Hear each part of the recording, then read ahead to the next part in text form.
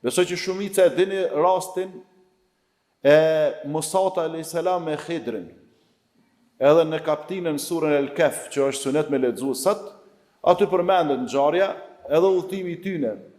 Dhe ata në atë udhëtimin që kanë pas bashkë ata dy, edhe pse Musa ka qenë pejgamber, edhe ka qenë autoritativ, Allah i ka tregu Musat a.s. që mos u mahnit me dijen tane, mos u mahnit me pozitën tane, se ka njerëz më të mëshëm se ti. Sepse një ditë prej ditësh Musa duke ju ligjeruar benu Israilve, e duke i këshilluar u mahnit me veten, edhe tha, ka mërë ma dishëm këtu, se sa one. E Allah i tha, po, ka, tha, shko që t'ja të deti, e ta ka njëllin, e ta ka i Khidrin, edhe udhtun bashk, edhe i mori disa derse, disa mësime.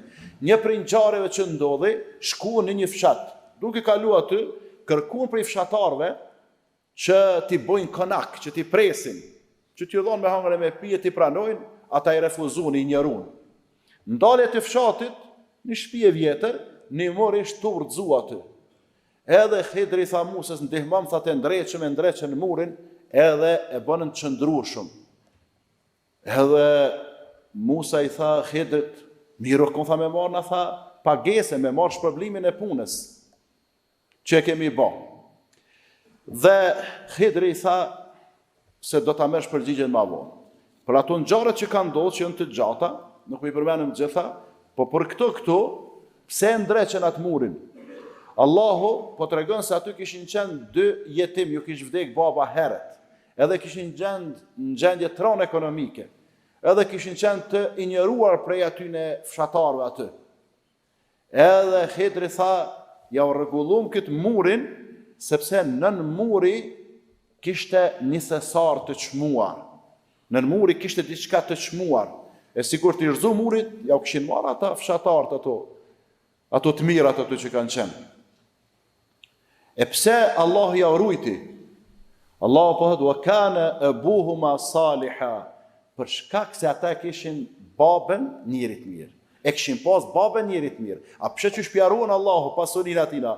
Ai ka vdek, ai thesare aty po qëndron, edhe çka pjaruan Allahu pasurinë.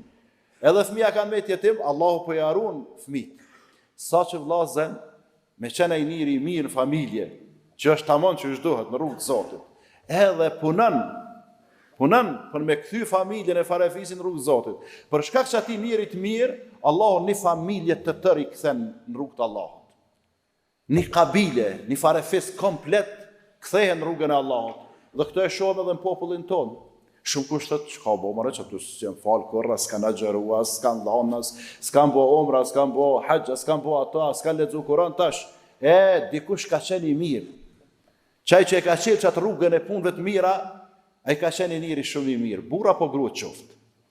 Andaj kush dënë me garantue veten, ardhmërinë e ti, trashëgimtarët e ti, me garantu pasurinë e ti, çka le të bën punë të mira se Allahu ja ruan ato.